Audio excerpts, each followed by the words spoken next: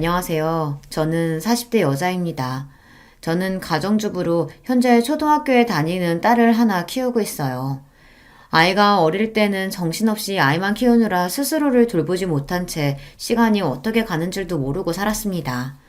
그런데 어느새 아이를 학교에 보내고 정신을 번쩍 차렸더니 마흔이 넘었더군요. 아이도 이제 제법 혼자 할 수 있는 게 많아져서 저도 혼자만의 시간이 늘었어요. 애가 어릴 때는 하루빨리 이런 시간이 오기만을 기다렸는데 막상 아이가 자라 저를 찾지 않는 시간이 서서히 많아지자 어쩐지 허전하고 씁쓸하더군요. 이런 이야기를 친구들에게 했더니 그런 때는 취미생활을 만들던지 일을 해야 한다고 하더라고요. 안 그러면 애한테만 너무 집중하게 돼서 우울증이 올 수도 있다고요. 그 이야기를 들으니 정신이 번쩍 들었습니다. 저희 친정어머니가 생각나서요. 저희 친정어머니는 가정주부셨는데요. 아버지가 회사 일이 워낙 바쁘셔서 집을 많이 비우셨어요. 해외 출장도 많이 다니셨고요. 그러다 보니 육아를 아예 도와주지 못하셨습니다. 그래서 제가 중학교에 갈 때까지 어머니가 저를 혼자 키우다시피 하셨어요. 그러다 보니 어머니와 저는 둘이 함께 있는 시간이 유독 많았습니다. 나중에는 모녀지간이 아니라 거의 친구 관계 같았어요. 그런데 문제는 제게 사춘기가 찾아왔을 때였어요. 사춘기는 엄마보다는 친구가 더 좋잖아요. 친구들과 어울리는 게 좋아서 집에도 늦게 들어가게 되고 주말이면 친구들을 만나러 나갔습니다. 자연스레 엄마와 보내는 시간이 줄어들었죠. 그때 엄마랑 많이 싸웠어요. 엄마는 제가 점점 커져가는 걸 모르고 아직도 어린 줄 알고 항상 본인 옆에 있어야 한다고 생각했습니다. 저는 그게 집착처럼 느껴졌어요. 지금이야 저도 결혼해서 자식을 낳았으니 당시에 외로웠을 엄마 마음이 조금은 이해가 되지만 그때는 전혀 몰랐어요. 엄마가 저에게만 신경 쓰고 집착하는 게 싫었습니다. 그래서 더 삐딱하게 굴었어요. 그때 생각이 나니 혹시나 저도 제 딸아이에게 집착하는 엄마가 되지는 않을까 걱정이 앞섰습니다. 저희 남편도 자영업을 해서 새벽이고 밤이고 없이 바빠요. 그래서 아이를 챙기는 건 온전히 제 몫이었습니다. 저는 아이에게 집착하지 않는 엄마가 되기 위해 제가 먼저 노력해야겠다 마음을 먹었어요. 그래서 앞으로 저의 미래를 위해 준비를 해야겠다 싶었죠. 사실 제가 대학을 못 나왔어요. 고등학교 때 사춘기가 심하게 와서 방황을 좀 하다가 공부를 아예 놔버렸습니다. 당시에도 어머니는 무조건 대학은 가야 하는 거라고 학원도 보내고 과외도 시켜주셨지만 소용없었어요. 제 생각은 온통 노는 데에만 가 있었거든요.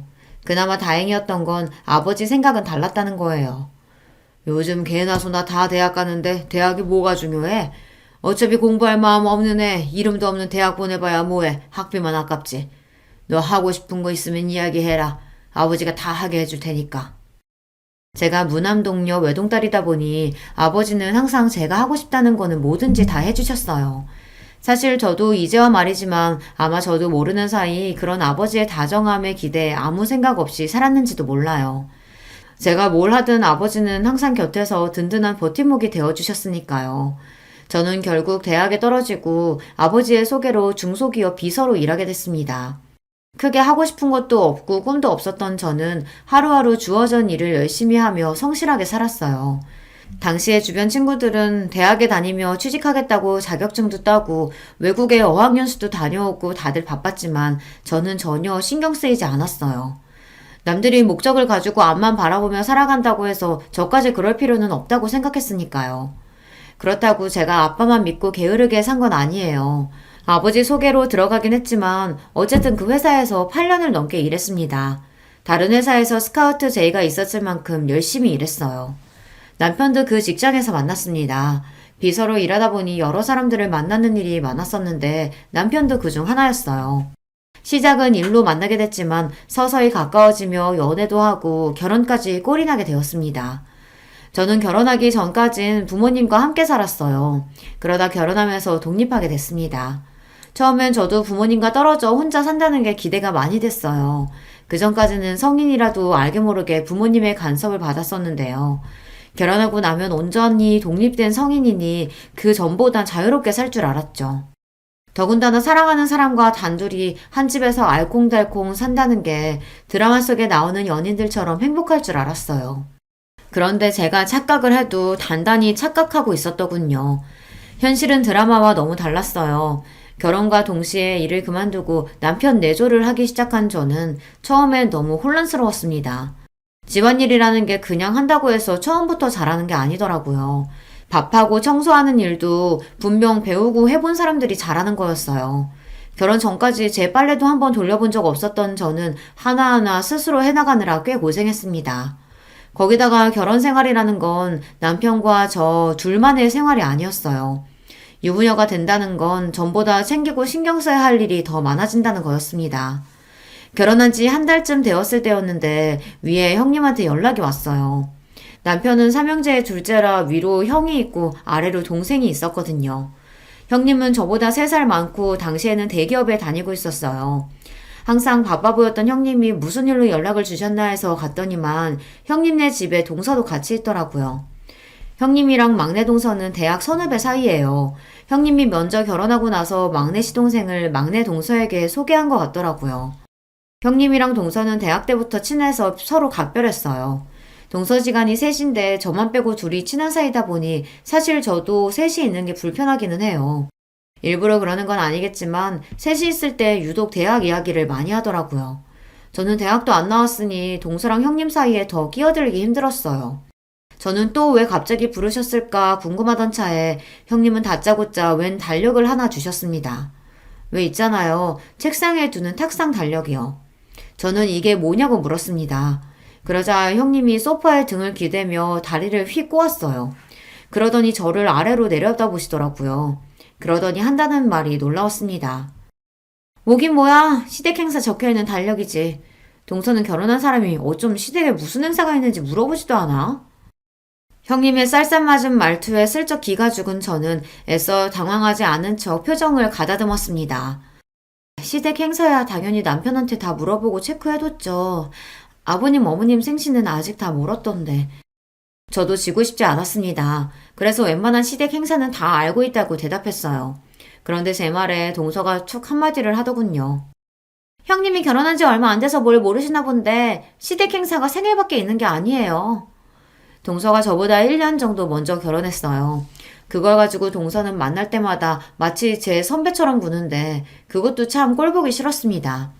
저는 애써 웃어 보이며 생일 말고 또 무슨 행사가 있냐고 물었어요.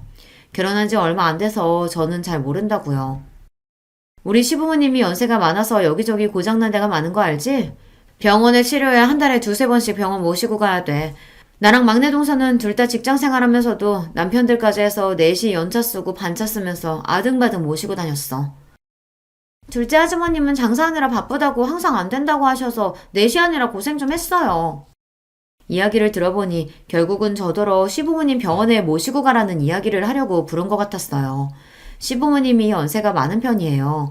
80이 넘으셔서 두 분이 외출하신다는 게 쉬운 일은 아닙니다. 들어보니까 동서 팔자 좋게 결혼하자마자 일 그만뒀다며? 사방님 가게가 장사가 잘 되나 봐. 아직 애도 없는데 일도 안 하고. 그러니까 집에서 노는 동서가 앞으로는 시부모님 좀 알아서 병원에 모시고 가. 며느리가 시부모님을 모시고 병원에 가는 게 당연한 일은 아닌데 형님은 저에게 무슨 악감정이라도 있는 사람처럼 미간까지 구기면서 짜증스럽게 이야기를 했어요. 물론 자식으로서 연세 많은 시부모님 모시고 병원에 가는 게 어려운 일은 아니에요. 자식들끼리 돌아가면서 해야 하는 거라면 저도 당연히 할 겁니다. 그런데 마치 제가 다 하는 게 당연하다는 듯 이야기하는 형님의 태도에 어쩐지 기분이 상했습니다. 제가 시부모님 모시겠다고 결혼하거나 직장을 그만둔 게 아닌데 시댁 일을 몽땅 다 저에게 떠넘기듯 하는 게 맞는 건가 싶어서요. 이대로 괜히 가만히 있다가는 바보처럼 제가 다 해야 할 것 같아 저도 마른 침을 한번 꼴깍 삼키고 조심스레 말을 꺼냈습니다. 아버님, 어머님이 건강이 많이 안 좋으신가 봐요. 근데 사실 제가 일을 그만둔 건 다른 게 아니라 제가 임신해서 그만둔 거예요.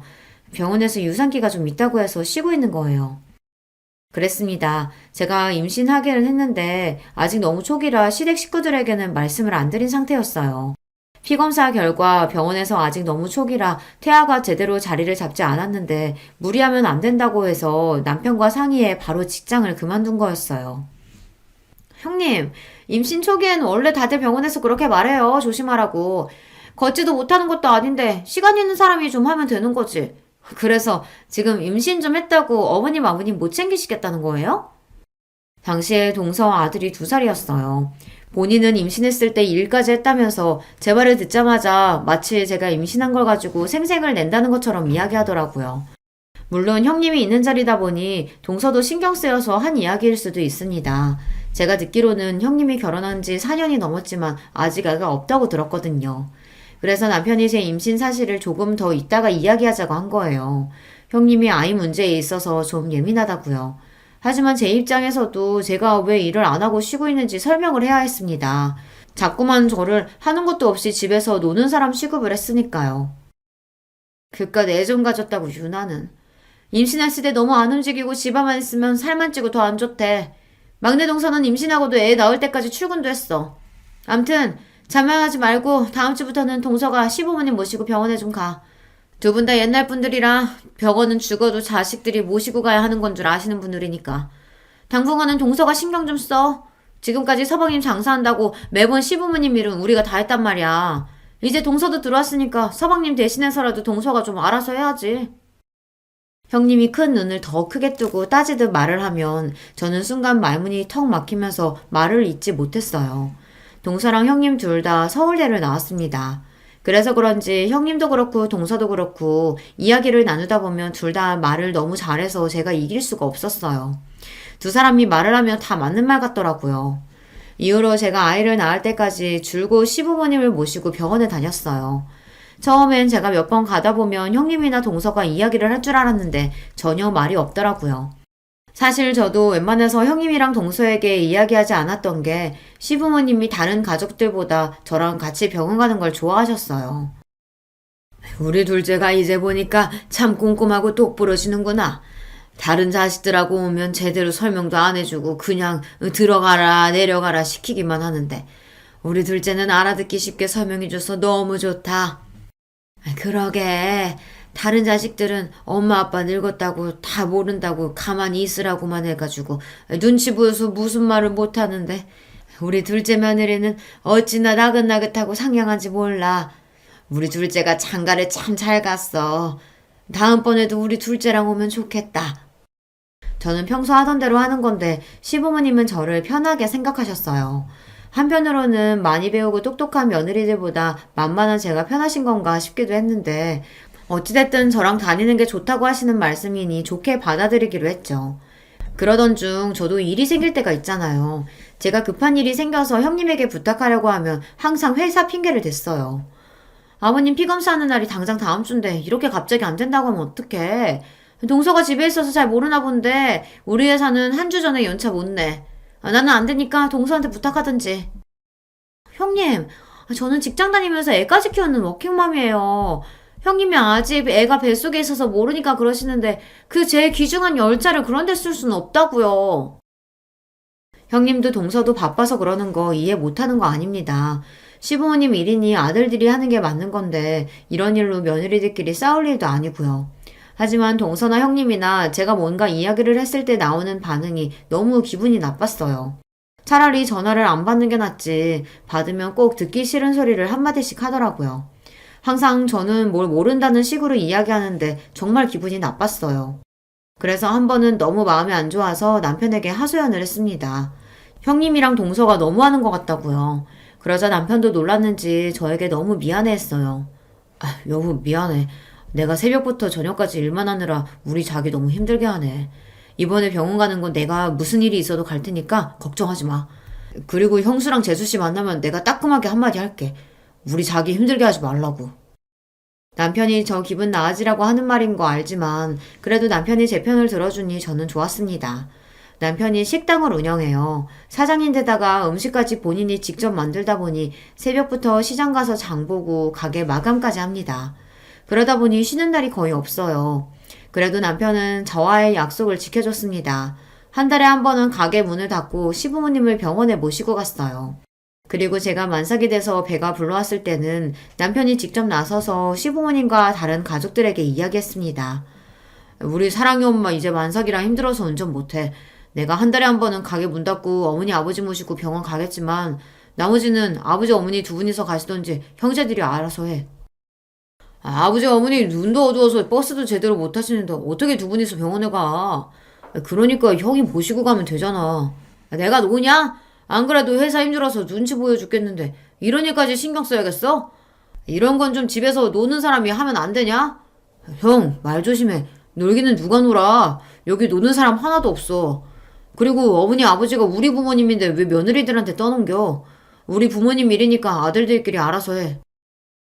남편도 좋게 이야기하고 싶었지만 다들 제가 시부모님을 모시고 병원에 가는 걸 너무 당연하게 생각하는 분위기라 남편도 기분이 상해서 목소리가 격해졌습니다. 어머, 우리 작은 아주머님 평소엔 말씀이 없으셔서 과묵한 줄 알았는데 엄청 사랑꾼이시구나. 작은 형님은 너무 좋겠다. 그쵸, 형님? 분위기가 격해지자 막내 동사가 나서서 애써 말을 돌렸어요. 그런데 그 상황에서 형님은 괜히 또 저를 쏘아보더군요. 아직 애가 나온 것도 아니고 어차피 집에 있는 사람이 좀 하면 안 되는 건가? 꼭 일을 키워서 집안에 분란을 만들어야겠어? 형수, 왜 자꾸 이 사람한테 뭐든 다 떠넘기려고 하세요? 형수가 하기 싫으면 그냥 안 하면 될 일이지. 무슨 대장처럼 나서서 이래라 저래라 해요. 뭐야? 이 자식이 어디 감히 형수한테 그딴 소리를 해? 아휴, 서방님이 무서워서 이제 무슨 말도 못하겠네. 네, 형수님. 제발 좀 제 눈치 보시고 이 사람한테 함부로 하지 마세요. 이 사람도 임신해서 고생하면서도 싫은 소리 한 번 안 하고 시집살이 다 알아서 했잖아요. 맏며느리면 고마운 줄 아셔야 되는 거 아니에요? 여보, 그만해. 왜 그런 소리까지 하고 그래. 맞잖아. 당신 임신 중독증 걸려서 밥도 한 숟갈 못 먹었는데 우리 어머니 아버지 병원 간다고 새벽부터 일어나서 준비하고 병원 갔다 온 날은 아버지 힘들어서 식사 잘 못하신다고 전복죽에 반찬을 매일 해서 가져갔잖아. 여기 형수님이랑 재수씨 결혼한 지 몇 년 됐어도 한 번도 그렇게 한 적 없었어. 그러니까 우리 아버지 어머니가 자기랑만 병원 간다고 하지. 다른 자식들은 불편하니까. 제가 임신한 동안 내내 중독증으로 고생을 좀 했어요. 배는 나오는데 자꾸만 살이 빠질 정도로 잘 먹지도 못하고 서 있기 힘들 정도로 빈혈에 시달렸습니다. 그런 와중에 저는 형님이나 동서에게 싫은 소리 듣는 게 싫어서 시부모님과의 약속을 지켰어요. 임신해서 힘들고 아픈 건 제 문제니까요. 그런 소리를 남편이 가족들 앞에서 하는 게 생색내는 것 같아 민망하긴 했지만 어쨌든 속은 시원했습니다. 현수님, 그거 임신 중독증 정말 힘들다던데 고생 많으셨네요. 앞으로 출산까지는 다른 건 걱정하지 마시고 푹 좀 쉬세요. 형, 미안해. 우리가 매일 바쁘다는 핑계로 너무 형수님한테 떠넘겼지. 앞으로는 나도 신경 쓸게. 그나마 시동생은 사람이 순하고 착해요. 철딱서니 없고 아무 말이나 하는 동서에 비하면 아까웠죠. 그래도 그날 이후 많은 점이 개선됐습니다. 남편이 한바탕 한 덕분에 그 다음부터는 자식들끼리 상의해서 돌아가며 시부모님을 모시고 병원에 갔어요. 저도 한 달에 한 번 정도만 모시고 가면 됐습니다. 가끔 형님이나 동서가 바쁜데 회사에 눈치 보이게 반차 이야기해야 한다고 투덜투덜 할 때에는 저도 괜히 신경 쓰이고 눈치가 보였지만 애써 모른 척 했어요. 남편이 그래도 된다고 해줬거든요. 시부모님 챙기는 건 의무가 아니라 자식으로서 각자의 도리야. 다들 바빠도 할 수 있는 만큼 노력하면 되는 거라고. 안 되면 할 수 없는 거고. 당신도 우리 사랑해 보느라 꼼짝도 못하는데도 자식으로서 도리하려고 노력하잖아. 자식이면 다 똑같이 하는 거니까 절대 눈치 볼 필요 없어. 우리 힘들다고 그 사람들이 도와주는 거 아니니까. 우리는 우리대로 살아야지. 남편은 언제나 제 편을 들어줬어요. 남편은 제 마음이 어떤지가 가장 우선인 좋은 사람입니다. 그런 사람과 살다 보니 저도 언제나 마음이 편안했어요. 아이 키우는 게 힘들고 지쳐도 언제나 내 편이 되어주는 사람이 곁에 있으니 힘이 되더라고요. 동서나 형님이 만날 때마다 기분 나쁜 소리를 툭툭 한 번씩 할 때에도 별로 신경 쓰이지 않았습니다. 저에게는 남편이 있으니까요. 무슨 일이 있을 때마다 시댁에서 동서와 형님과 마주하는 게 종종 힘들 때도 있었지만 아이가 태어나고 나서는 저도 아이 키우느라 정신이 없어 대충 그러려니 했습니다. 남들은 시부모님 등살에 시집살이도 한다는데 저는 그 대신에 동서들 때문에 좀 피곤하다 정도로 여기고 참기로 했어요. 그런데 아무리 대충 넘어가려고 해도 한 번씩 참기 힘든 순간이 있었습니다. 한 번은 이런 적이 있었어요. 명절이라 식구들이 모두 시댁에 모였어요. 그때 형님이 결혼하고 7년 만에 임신해서 형님 어깨가 한껏 올라갔을 때예요. 입덧이 심하다고 아무것도 못하고 누워만 있을 때였죠. 제가 임신했을 때는 유난이라고 그렇게 무안을 주더니만 본인은 저보다 더 하더라고요. 냉장고를 열기만 해도 냄새난다고 주방에 나오지도 않았어요. 거기다가 입덧을 한다는 사람이 먹고 싶은 건 얼마나 많은지. 시댁에 와서도 갑자기 물회가 먹고 싶다는 둥, 골뱅이 무침이 먹고 싶다는 둥 계속 주문을 해서 아주버님이 장을 받아주면 저와 시어머니가 연신 음식을 해다 줬어요.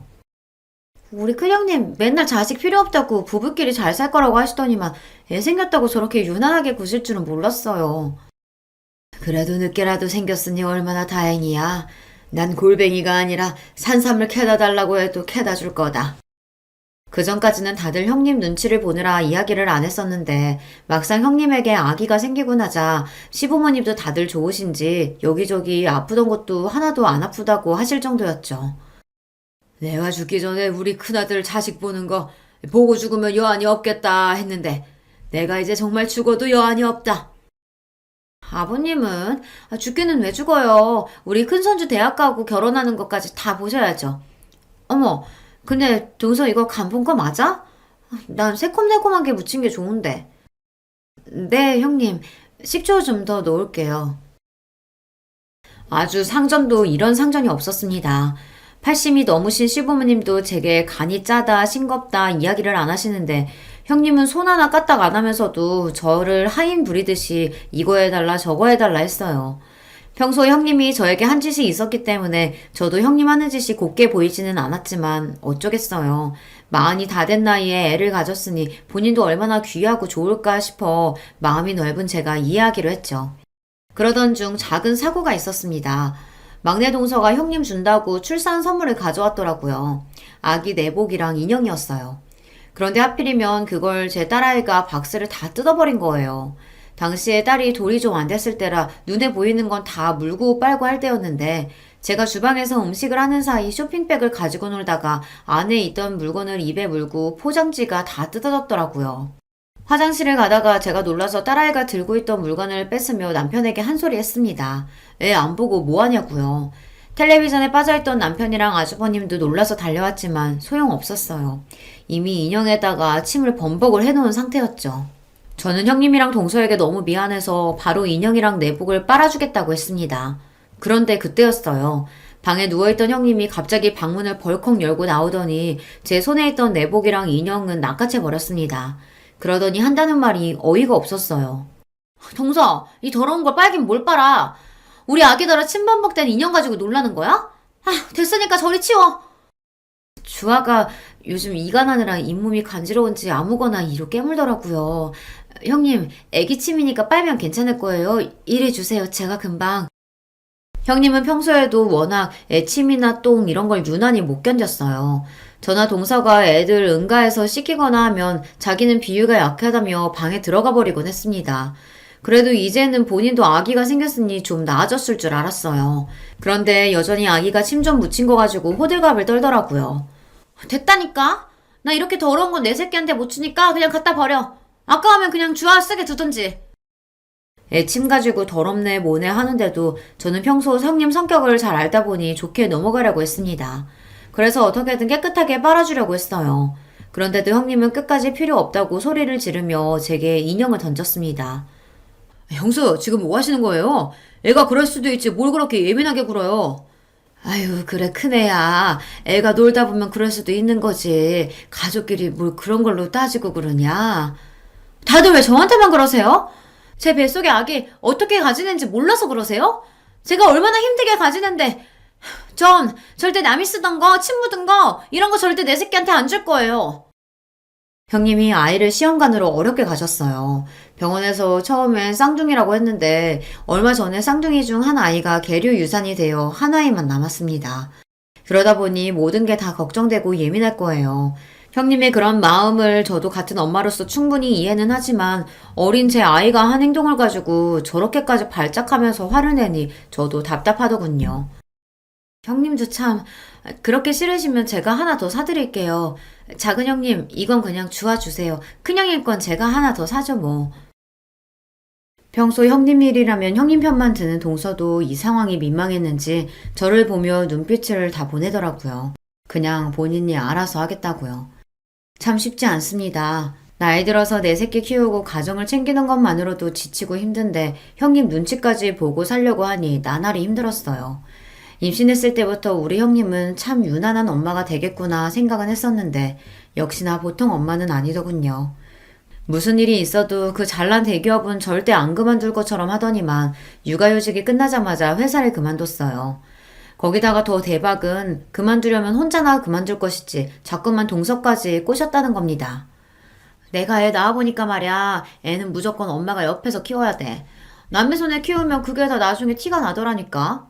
동서, 우리가 누구야? 서울대까지 나오고 남들 다 들어가고 싶은 대기업 10년 넘게 다녔잖아. 내 새끼 위한 더 나은 미래 위해선 우리 같은 인재가 가만히 있어서는 안 돼. 동서도 이 기회에 회사 그만두고 나랑 같이 사업하는 거 어때? 누가 보면 한 애 5은 키워본 사람처럼 형님은 육아 박사가 됐습니다. 어디서 정보를 그렇게 얻어오는 건지 어린이집은 이런 곳을 보내야 한다더라. 영어랑 수학은 빠르면 빠를수록 좋다더라. 이러면서 저나 동서에게 매일 훈계를 했어요. 저야 형님이 그러는 게 하루 이틀 된 일이 아니니 항상 한 귀로 듣고 한 귀로 흘렸습니다. 하지만 형님 말이라면 똥이 된장이라도 믿는 동서는 항상 팔랑거렸거든요. 형님이 저번에 말한 유기농 생리대 사업이요? 그거 알팀은 너무 좋긴 한데 우리가 당장 돈이 어딨어요. 투자자는 찾으셨어요? 아휴, 동서는 걱정도 많아. 내가 누구야? 투자자는 금방 찾을 거니까 동서도 슬슬 퇴사해. 애들 학교 다닐 때 무조건 엄마가 옆에 있어야지. 매일 학원으로만 돌리면서 애 공부시키는 거, 그거 학원만 좋은 일 시키는 거다? 저는 형님이 하는 말이 다 너무 웃겼습니다. 그전에는 동서가 애들 문제로 힘들다고 하면 왜 그렇게 애한테 목을 매냐. 애는 애고 엄마는 엄마다 하면서 동서한테 회사 일이나 똑바로 하라고 하더니만 본인이 애 낳고 키워보더니 180도 달라져서 이제는 동서한테 회사를 그만두랍니다. 애 키우려면 돈도 많이 들어가고 시간도 필요하니 회사를 그만두고 본인이랑 사업을 하자고요. 형님도 참 애는 각자 집안 사정에 맞게 키우면 되는 거지 뭘 그렇게까지 이야기하세요. 전에는 동서한테 절대 애 때문에 일 그만두지 말라고 버티라고 하시더니 저도 듣다 형님이 하는 말이 웃겨서 한마디 했습니다. 사람이 이랬다가 저랬다가 하는 꼴이 웃겨서요. 동서가 뭘 한다고 끼어들어? 동서는 고등학교 간신히 졸업하고 남의 밑에서 커피만 타다 시집왔으니 직장에 미련 없겠지. 그렇지만 우리 같은 사람들은 회사 하나 그만두는 것도 엄청 큰 결심하고 그만두는 거야. 그리고 누가 봐도 우리같이 서울대 나온 사람들이 애들 교육에 대해서 훨씬 더 많이 알지 않겠어? 모르면 가만히 좀 있어. 또 그 소리였습니다. 본인들은 서울대를 나왔고 저는 고졸이니 뭘 모른다고요. 이제 하도 많이 들어서 별로 기분이 상하지도 않았습니다.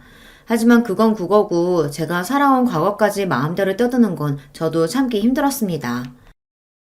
네, 형님이랑 동서 서울대 나온 대단한 사람들인 거 잘 알죠. 근데요, 저 같은 고졸도 결혼하고 아이 생겼다고 10년 가까이 다녔던 직장 그만두는 거 쉬운 일 아니에요. 저도 어렵게 결정했어요. 어머머, 뭐래? 동서, 누가 보면 내가 동서 고졸이라고 무시한 줄 알겠어. 안 그래, 막내 동서?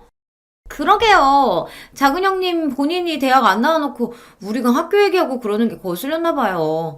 작은 형님 죄송해요. 앞으로는 조심할게요. 형님도 동서도 참 얄밉습니다. 자기들이 대놓고 저를 고졸이라고 무시해놓고는 제가 듣기 싫다는 식으로 이야기하면 항상 그런 적 없다는 식으로 잡아댔어요. 저도 이제 결혼한 지 벌써 10년이 다 됐습니다. 그동안 동서랑 형님이랑 말도 못할 정도로 별의별 일이 다 있었죠. 저한테 왜 그러냐고 하소연도 해보고 대놓고 기분 나쁘다고 해보기도 하고 남편에게 이야기도 했습니다. 그런데 다 소용없었어요. 제가 뭘 하든 형님도 동서도 저를 다르게 대할 생각이 전혀 없으니까요. 오히려 제가 싫은 티를 내면서 형님이고 동서를 건드리는 게 더 분란을 만들었어요. 괜히 저 때문에 어른들 앞에서 남편이랑 아주버님 시동생이 다투기도 했으니까요. 그 이후로는 저도 형님이고 동서를 그냥 다 무시하기로 했습니다. 그 사람들이 잘나든 잘나지 않든 그냥 저랑은 많이 다른 사고방식을 가진 사람들이라고 생각하기로 했어요. 저에게 기분 나쁜 소리를 해도 웃어넘기고는 했죠. 그런데 저 혼자서만 노력한다고 해서 되는 게 아니더군요. 어느 날이었습니다. 주말 아침부터 형님에게 연락이 와 받았는데 오늘 형님네 조카 생일잔치라고 저더러 집에 와서 좀 도와달라고 하더라고요. 동서, 오늘 서방님 집에 계시지? 서방님한테 주화 좀 맡기고 우리 집에 오늘 와줄 수 있을까? 우리 유리 생일이라 집으로 친구들 초대했는데 도와주겠다고 했던 친구가 갑자기 일이 생겨서 못 온다고 그러네. 조카 생일이라 집에서 생일 파티를 하는데 음식이랑 파티 준비를 도와주기로 했던 친구가 갑자기 일이 생겨서 못 오게 됐답니다. 그래서 저에게 도와달라는 거였어요. 그런데 저도 아이랑 약속이 있어서 아무래도 안 될 것 같아 형님 부탁을 거절했습니다. 상황은 알겠는데 어쩌죠? 저도 오늘은 주아랑 볼일 치러 가겠다고 약속해서 오늘은 좀 힘들 것 같은데. 동서는 시간 안 된대요? 평일에 학원 다니느라 고생하는 딸아이가 이번 주말만큼은 가족들이랑 볼링 치러 가고 싶다고 해서 이미 약속을 한 상태였는데 제가 빠지기가 미안했습니다. 막내 동서도 당연히 불렀지. 근데 나나 막내 동서나 둘 다 공부만 할 줄 알지 음식 솜씨는 영 없잖아. 음식은 동서가 잘하니까 와서 좀 도와줘. 아니 볼링장이야 내일 가도 되잖아. 마음이 급하기는 한지 형님이 웬일로 저에게 좀 도와달라고 애원을 하더군요. 저는 고민 끝에 남편과 딸에게 볼링장은 내일 가자고 잘 이야기하고 형님네로 갔습니다. 역시나 형님이었어요. 고작 10살짜리 생일 파티를 거하게도 준비하셨더군요. 이벤트 업체에서 파티용품이랑 마술사까지 불렀다더라고요. 아무튼 우리 형님 유난하다니까. 이럴 거면 음식도 업체 부르면 되지. 왜 굳이 집에서 직접 하겠다고 한 거예요? 웬만한 건 배달 시켰지. 근데 우리 유리가 떡볶이랑 김밥은 작은 엄마가 한 게 제일 맛있다잖아. 꼭 친구들한테 자랑하고 싶다고 작은 엄마 불러달라고 난리 치는데 어쩔 수가 없었어. 어쩐지 이상하다 싶기는 했습니다. 항상 비싸고 좋은 것만 좋아하는 형님이 웬일로 저에게 김밥이랑 떡볶이를 만들어 달라고 하나 했더니만 조카가 제가 만든 게 제일 맛있다고 했나 보더라고요. 조카가 제가 만들어준 음식이 맛있다고 하니 괜히 더 기분이 좋아져 더 열심히 만들어줬어요. 생일 파티 준비가 거의 마무리되어 가자 조카 친구들이 우르르 도착했습니다. 제가 할 일은 끝난 것 같아 조카에게 생일 축하한다고 인사를 하고 나올 생각이었어요. 그런데 그때 작은 소란이 좀 있었습니다. 조카에게 인사하려고 조카가 친구들이랑 놀고 있던 방에 들어갔더니 애들끼리 이상한 소리를 하고 있더라고요. 뭐? 너네 엄마 대학 안 나왔다고? 헐, 어떻게 그럴 수가 있어? 우리 엄마가 그러는데 대학 안 나오면 인생 망하는 거라던데? 에이, 무슨 소리야. 대학 좀 안 나온다고 인생이 왜 망해? 우리 엄마가 그러는데 인생은 공부만 잘한다고 잘 사는 게 아니라 했어. 그리고 우리 엄마 대학 안 나왔어도 지금 회사 다니면서 잘 살아. 그거야. 너희 엄마가 대학을 안 나왔으니까 일부러 그런 소리 하는 거지. 대학 못 나온 게 창피하니까. 아니거든. 우리 엄마 대학 안 나온 거 하나도 안 창피하거든. 우리 엄마 대학 안 나왔어도 우리 집에는 차 2대나 있어. 완전 부자야. 차가 2대라고 다 부자냐? 집이 넓고 커야 부자지. 너희 집 화장실 하나잖아. 그럼 부자 아니야. 저도 자식을 키우고 있다 보니 애들끼리 별의별 말 다 하는 거 잘 압니다. 조카나 조카 친구나 둘 다 아직 어린애들이니 어른들에게 들은 이야기를 가지고 아무렇게나 하는 말이라는 것도 잘 알고요. 자기들이 무슨 소리를 하는지도 모르고 하는 걸 거예요. 하지만 아무리 몰라서 하는 말이라도 제 조카가 친구에게 한 말은 분명히 상대방 기분을 나쁘게 할 수 있는 말이니 어른으로서 바로 잡아주는 게 맞다 싶었습니다. 유리야, 큰엄마가 들어오다가 우연히 들었는데 친구들한테 그렇게 말하면 안 되는 거야. 친구 엄마 이야기인데 그렇게 함부로 이야기하면 친구가 상처받을 수도 있잖아. 친구들끼리 싸우지 말고 우리 서로 사과할까? 여럿이 있는 앞에서 누구 잘못이라고 이야기하기가 저도 좀 그래서 다시 예쁘게 말을 해보자고 했습니다. 그런데 그때 제 얘기에 조카가 기분이 상했는지 갑자기 울음을 터뜨렸어요. 그러더니 큰 소리를 내며 동서들이 있는 거실로 나갔습니다. 엄마, 작은 엄마가 나한테 뭐라고 했어. 작은 엄마가 내 편 안 들어주고 김민지 편 들어주고 작은 엄마 미워. 작은 엄마 자기 집에 가라고 해. 순간 눈물을 펑펑 흘리며 형님에게 달려가는 조카의 모습에 저는 적잖이 당황했습니다. 더군다나 더 기가 막혔던 건 형님의 태도였어요. 동서 뭐야? 유리 얘기 들어보니까 이건 순전히 동서가 고졸이라 기분 나빠서 우리 유리한테 뭐라고 한 것 같은데 유리가 고졸을 망하는 거라고 해서? 내 말만 듣고 저에게 다짜고짜 따지는 형님의 태도에 저는 기가 막혔습니다. 더군다나 조카가 친구 엄마가 대학 안 나왔다고 그러면 망하는 거라고 그렇게 이야기한 걸 듣고도 저에게 화만 냈어요. 자기 자식 사과시킬 생각은 안 하고요. 형님, 지금 무슨 말씀 하시는 거예요? 애들끼리 싸우는 거 말린 건데 제가 기분 나쁠 게 뭐가 있어요?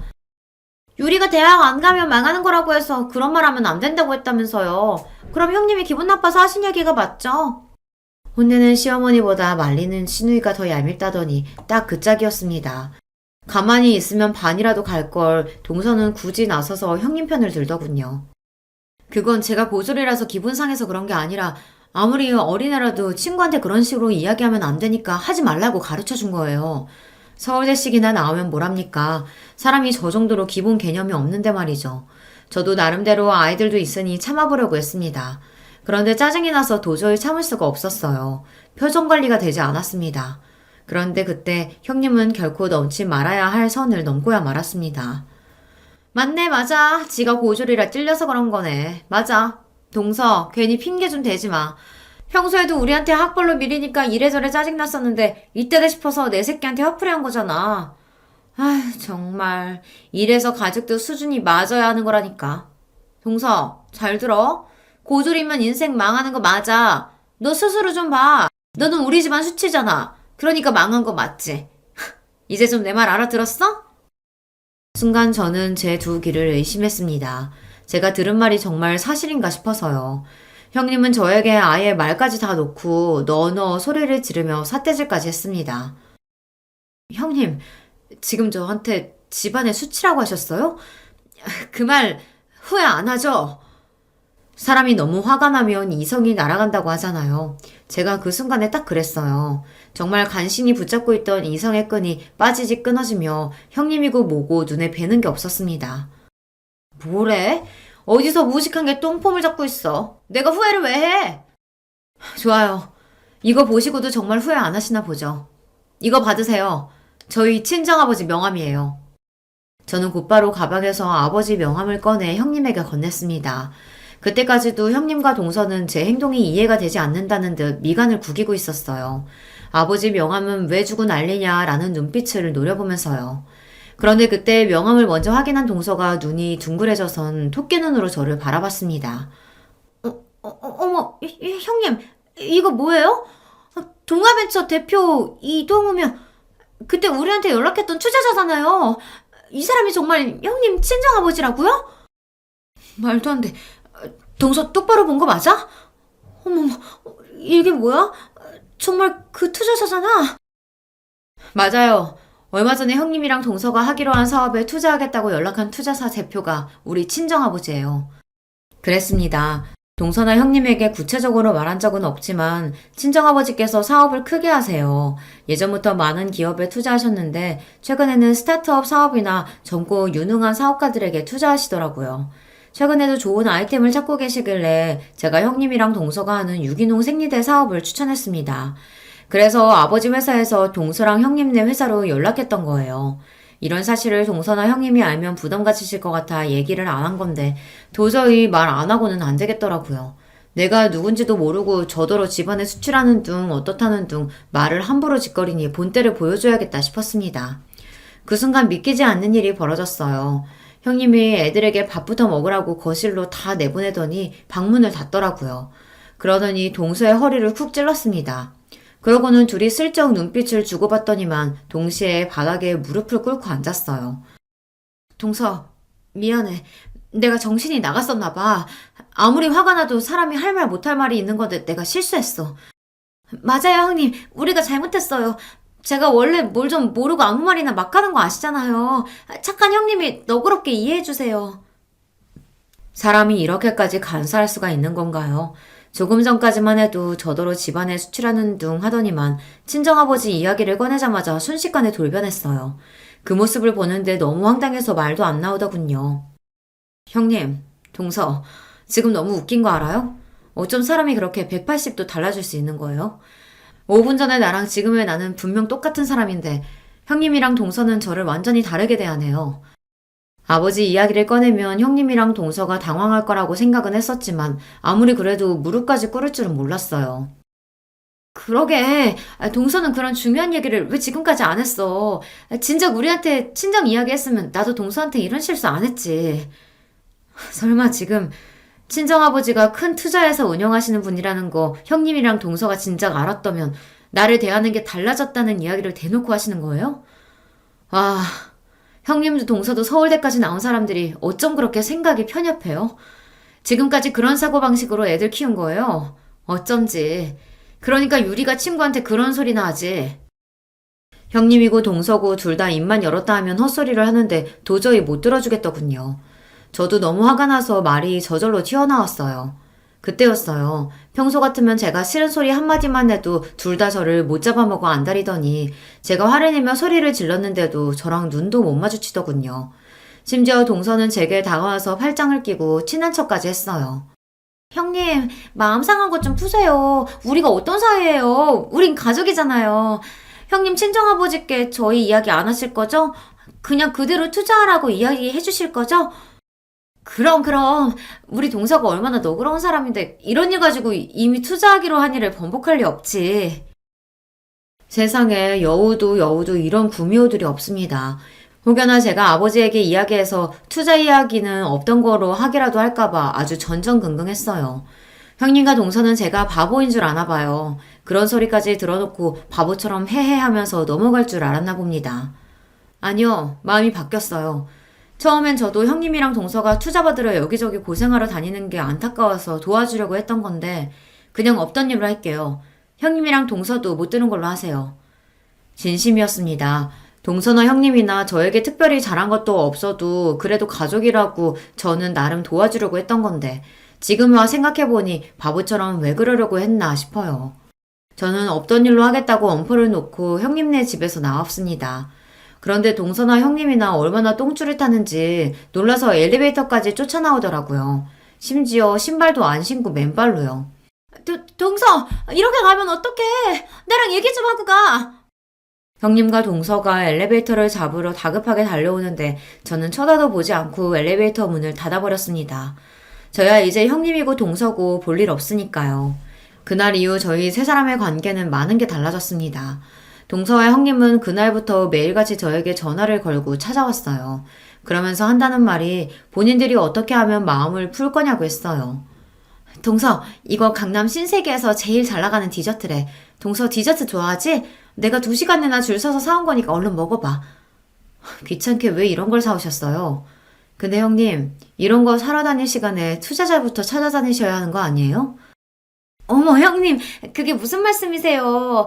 우리 회사 투자는 형님 친정아버지께서 해주실 거잖아요. 형님도 동서도 여간 얘기가 아닙니다.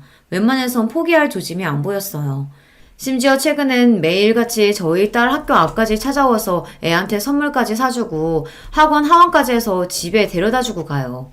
진심 귀찮아 죽겠습니다. 올 때마다 어울리지도 않은 애교를 부려가며 자기들이 지금까지 너무 미안했었다고 용서해 달라네요. 형님, 오늘은 제가 왔어요. 매일 만나니까 너무 좋죠? 아버님께 저희 상품 이야기는 하셨어요? 동서, 자꾸 귀찮게 왜 이래? 나 아버지한테 투자 이야기 할 생각 없다니까. 형님, 제발요. 저희 올해까지 투자 못 받으면 사업 접어야 돼요. 제발 좀 도와주세요. 동서랑 형님은 번갈아 찾아와 세상 귀찮게 하며 징징거립니다. 아주 귀찮을 정도로요. 여러분이라면 어떻게 하시겠어요? 자기들이 서울대 좀 나왔다고 고졸인 저를 무시하며 집안에 수치네 어쩌네 이런 소리까지 한 사람들을 용서하고 친정에 얘기해서 투자까지 받게 해주는 게 맞는다고 생각하세요? 동서랑 형님이 거의 매일같이 찾아와 제 앞에서 친한 척을 한 지도 벌써 반년이 다 되어가요. 매일 무릎만 안 꿇었다 뿐이지 그때 일은 미안하다고 매일 싹싹 빕니다. 저도 처음엔 절대 용서해주지 않을 생각이었지만 반년 동안 쫓아다니며 잘못했다고 사과하니 저도 살짝 마음이 움직여요. 저 어떻게 하면 좋을까요? 여러분의 의견 댓글로 남겨주시면 하나하나 꼼꼼하게 읽고 참고하도록 하겠습니다. 흥분해서 정신없이 떠내려간 제 이야기 끝까지 들어주셔서 감사해요. 여러분의 가정에는 언제나 화목한 일만 가득하시길 바라겠습니다. 안녕하세요. 저는 일산에 사는 30대 여성입니다. 결혼해서 현재 5살짜리 여자아이가 하나 있어요. 남편은 직장을 다니다가 그만두고 지금은 작은 사업을 하고 있습니다. 원래는 직장을 다녔는데 잘 다니던 직장 그만두고 사업을 시작했어요. 오늘 제가 이 이야기를 시작하게 된 이유가 되는 게 바로 남편의 사업 관련 문제입니다. 정확히는 그것 때문이라기보다 그걸로 인해 발생한 문제들이긴 하지만요. 어쨌든 사업을 안 했으면 일어나지도 않았을 일들이니까 사업 때문이 맞긴 하죠. 남편이랑은 연애 결혼을 했어요. 우연히 지인과 함께한 술자리에 남편이 오게 됐고 자연스럽게 친해졌습니다. 그리고 얼마 뒤에 고백받았고요. 2년 연애하고 결혼했어요. 저는 평범한 집안에서 평범하게 컸거든요. 공부를 딱히 잘하거나 하는 특출난 재능이 있는 건 아니라서 학교도 그냥 평범한 학교로 나왔습니다. 요즘 같은 시대에는 평범한 학벌 가지고 좋은 회사에 취직하기 힘들잖아요. 그래서 작은 중소기업에서 일을 했어요. 남편은 그래도 대기업까지는 아니어도 나름 이름을 대면 알만한 회사를 다니긴 했습니다. 당연히 월급도 저보다 훨씬 많았고요. 그래서 그런지 시어머니는 처음부터 저를 탐탁지 않게 생각했어요. 제가 남편에 비해 많이 모자란다고 말이죠. 제 친구들은 남편 정도 되는 스펙이 뭐가 그렇게 대단한 스펙이냐며 그런 시어머니를 도통 이해할 수 없어 했지만 뭐 자기 아들이 잘났다고 생각하는 건 모든 부모의 마음이니 그러려니 했습니다. 딱히 엄청난 반대를 한 건 아니었지만 시어머니가 저를 탐탁지 않아 한다는 사실을 알고 있었기 때문에 저도 잘하려고 나름 열심히 노력했어요.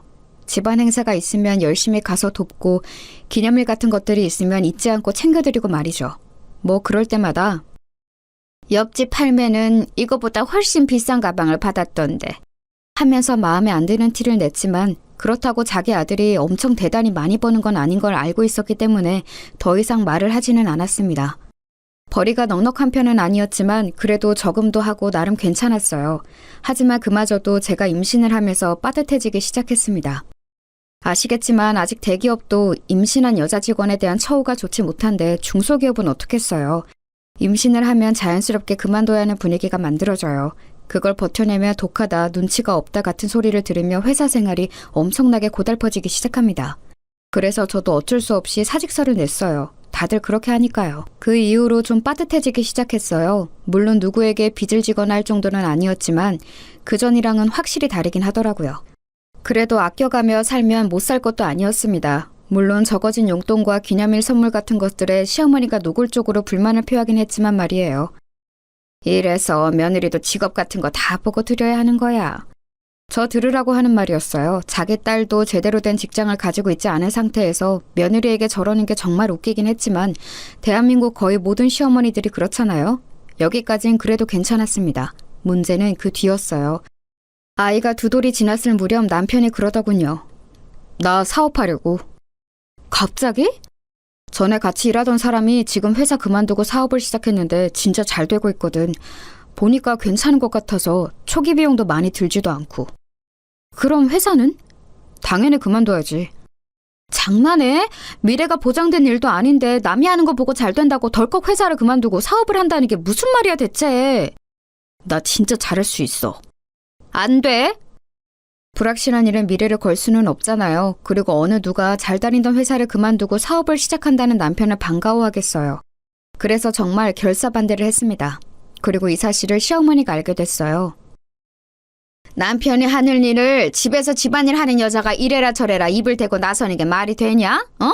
그냥 남편이 한다고 하면 하게 두는 거지. 한 가정이 가장이잖아요. 만약에 안 되면 어떡하려고. 너는 네 남편을 그렇게 못 믿어서 결혼은 어떻게 했니? 그리고 내 아들이 안 될 리가 있니? 어디서 어른 말에 말대꾸야. 정말 그야말로 난리를 치시더군요. 시어머니의 난리와 남편의 계속되는 설득에 어쩔 수 없이 허락을 했습니다. 소기 자본이 얼마 들지 않는다고 해도 사업은 사업인지라 그동안 모아둔 적금을 다 깨고 집을 담보로 대출도 받았어요. 내가 진짜 성공해서 당신 호강시켜줄게. 꼭! 그 말에 정말 철없게 느껴졌습니다.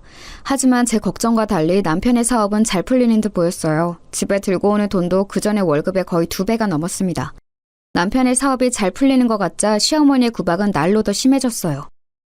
거 봐라. 여자가 남자 하는 일에 입대면 안 된다고 했지? 본인 능력이 없으면 내조라도 잘해야지. 남자 하는 일에 입이나 대고. 우리 애가 다른 건 다 복이 있는데 부인복이 없어 부인복이. 허구한 날 제주제에 너무 과분한 남편을 얻었다며 구박하기 시작했어요. 생색도 엄청 내기 시작했습니다. 제가 들고 입고 하는 모든 것들에 관심을 가지며 그게 비싼지 아닌지 감시하고 뭐가 하나 좋아 보이면 네가 어디 가서 그런 걸 사겠니? 우리 애 아니면. 이라는 말을 달고 살았어요. 그전까진 한 귀로 듣고 한 귀로 흘리던 저도 심해지니 점점 스트레스를 받았습니다. 그래서 저도 일을 시작했어요. 원래 예전에 취미로 봉제 인형을 만들어서 팔았던 적이 있었는데 그게 꽤 반응이 좋았던 게 기억이 나서 집에서 시간이 날 때마다 인형을 만들어 팔았습니다. 뭐 대단히 돈이 되진 않았지만 그래도 제 생활비는 벌 수 있는 정도는 됐어요. 그걸로도 시도 때도 없이 싫은 소리를 해댔지만 말입니다. 그거 벌어봐야 몇 푼 된다고 집에서 애나 보고 살림이나 잘하지. 하여튼 너는 마음에 드는 게 하나도 없니 어쩜? 그래도 그냥 들은 척 안 했어요. 눈치만 먹기는 싫었거든요. 진짜 정말 이중적인 모습은 신우이가 결혼할 때 나타났습니다. 신우이는 제대로 된 직장 없이 아르바이트를 하면서 생활 중이었거든요. 취직 준비를 안 한 건 아니었는데 번번이 떨어졌어요. 그런데 어디서 소개팅으로 대기업을 다니는 남자를 만나 결혼을 하게 된 겁니다. 그때 시어머니가 했던 말이 정말 가관이었어요. 인물이 그저 그렇더만 우리 애같이 이쁜 애를 데려가는 걸 복이라 여겨야지. 그렇게 며느리도 직업 형편 다 봐야 한다고 연부를 외우시던 분이 그런 말을 하시더라고요. 그러면서도 혹시나 사위한테는 잘못 보이면 안 된다 생각했는지 앞에서는 그런 말을 한 적도 없는 척 매번 가식적으로 웃어댔습니다. 상견례를 하고 결혼을 준비하는 과정에서 저희 집에 안 좋은 일이 일어났어요. 내내 걱정했던 일이 일어나고야 만 것입니다. 남편의 사업이 망했거든요. 진짜 미안해. 내가 당신한테 면목이 없어. 그런데 한 번만 다시 해보면 안 될까? 장난해? 지금 집에 돈이 어딨어? 초기 자금은 뭐 어디서 가져올 건데? 담보대출 받을 집이 있어. 모아놓은 적금이 있어. 이런 일이 한 번 있으면 정신을 차려야지. 정신을 차리긴커녕 한 번 더 해보겠다는 말을 해? 나 짐 싸서 집 나가는 걸 보고 싶으면 그렇게 해! 정말 철이 없어도 어쩜 저렇게 없는지 한 번 더 해보겠다니요. 그렇게 말하는 남편의 입을 이혼을 무기로 틀어막았습니다. 그리고 취직 자리를 빨리 알아보라고 했어요. 여기저기 부탁해놨어. 그런데 요즘 경기가 좋지 않아서 어떻게 될지는 모르겠다네. 당신한테 진짜 많이 미안해. 그래도 남편이라고 기가 팍 죽어서 그렇게 말하는 모습을 보니까 불쌍하긴 하더라고요. 빚을 지긴 했지만 엄청나게 많이 진 수준은 아니었고 남편이 취직을 하고 제가 인형을 열심히 팔면 길바닥에 나앉을 정도는 아니라서 정말 마음이 힘들긴 했지만 용서하기로 했습니다. 용서 안 하면 이혼인데 그럴 생각은 없었거든요. 그리고 제가 만든 인형이 SNS에서 귀엽다고 소문이 좀 났는지 꽤 팔렸거든요. 그래서 웬만한 직장인 월급보단 벌이가 좋아진 것도 남편을 좀 더 쉽게 용서할 수 있는 일이었습니다. 물론 밤낮으로 인형을 만드느라 안 쑤신 곳이 없었지만 말입니다. 그래도 당분간은 허리를 졸라매야 했어요. 빚이 있으니까 말입니다. 제가 번 돈 중에서 정말 딱 생활비만 제외하고는 다 빚을 갚는 데 썼어요. 그러는 와중에 신우이의 결혼식이 열렸습니다. 마음 같아서는 물론 축의금을 더하고 싶었지만 정말 그럴 여유가 없었어요. 다들 100만 원 정도는 한다는데 정말 여유가 없어서 50만 원을 했습니다. 저는 이해해줄 거로 생각했어요. 왜냐면 남편 사업이 망했다는 건 말하지 않았지만 남편이 사업이 요즘 잘 안 풀려서 너무 힘들다는 이야기를 어머니께 들었다고 했거든요. 그렇지 않으면 자꾸 뭘 바라시니까 그 정도는 말하라고 제가 시켰었습니다. 그래서 그날 이후 용돈 달라 뭐 사달라 이런 말이 없으시길래 남편이 잘 이야기를 했고 시어머니도 잘 이해하고 있는 줄 알았어요. 하지만 제가 축의금을 50만 원을 한 걸로 그야말로 사단이 났습니다. 결혼식이 끝나고 저를 부르더군요.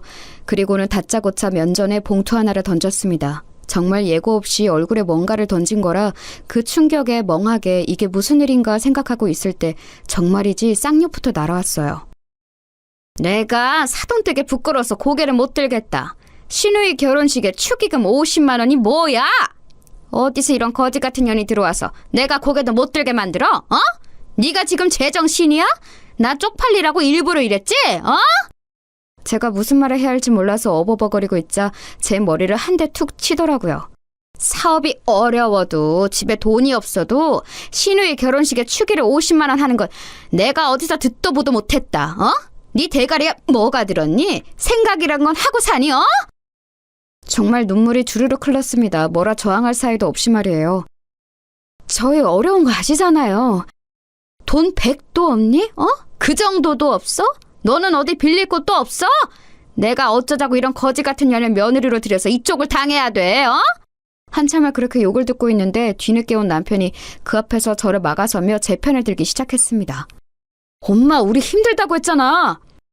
그럼 저거 보고 나가서 식당 일이라도 하라고 해. 집에 가만히 처박혀서 살림이라 하는 년이 뭐가 힘들다고 결혼식 내내 죽상을 하고 앉아서는. 사업이 힘든 것도 네가 힘들지 제가 힘드니? 어? 제가 밤새 주문 들어온 인형을 만들다 결혼식을 가서 안색이 좀 안 좋긴 했었거든요. 엄마 그만해요. 이 사람도 내가 돈 한 푼 안 가져다 주는데 살림하기 힘들어. 그 소리에 어휴 어휴 하면서 한숨을 쉬고는 방문을 쾅 닫고 안방으로 들어가더군요. 나중에 생각하니까 그때 너무 놀라고 감정이 북받쳐서 아무 말도 하지 못한 게 정말 후회스럽더라고요.